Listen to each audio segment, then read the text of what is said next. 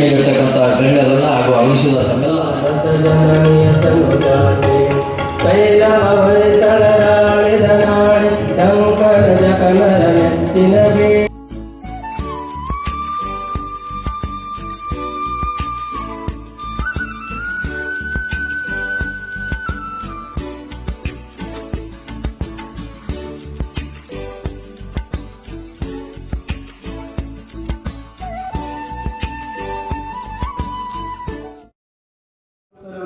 ಹೃದಯಪೂರ್ವಕ ಸ್ವಾಗತವನ್ನು ಕೋರುತ್ತೇವೆ.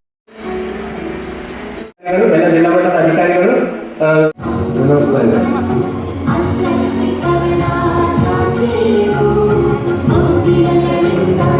ನಾವು ಹಿಂಗೆಲ್ಲ ಕೂತಿರ್ತೀವಿ ಕೂಡ ತಾವೆಲ್ಲ ನೋಡಿರ್ಬೋದು. ಋಷಿ ಮುನಿಗಳು ಯಾವತ್ತೂ ಕೂಡ ತಪಸ್ವಿ ಜೀವಿಗಳು.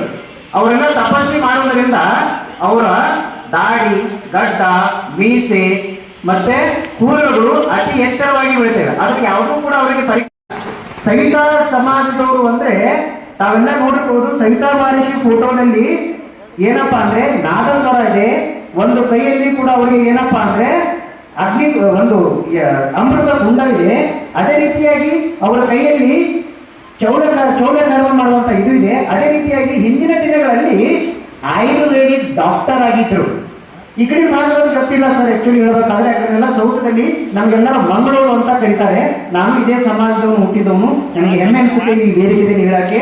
ಅದೇ ರೀತಿ ನಾನು ಉಪನ್ಯಾಸಕನಾಗಿರುವ ಕಾರಣಕ್ಕಾಗಿ ನಾನು ಇವತ್ತು ದಿವಸ ಅತಿ ಹೆಚ್ಚವಾಗಿ ಹೇಳಬೇಕಾಗಿಲ್ಲ. ಎಲ್ಲ ಕೂಡ ಉಲ್ಲೇಖವಾಗಿರುವಂತಹ ಗ್ರಂಥದಲ್ಲಿ ಉಲ್ಲೇಖವಾಗಿರುವಂತಹ ಪುರಾವೆಗಳನ್ನ ಮಾತ್ರ ನಾನು ಹೇಳ್ತಾ ಇದ್ದೀನಿ, ಹೊರತು ಯಾವುದೂ ಕೂಡ ಹೇಳ್ತಾ ಇಲ್ಲ.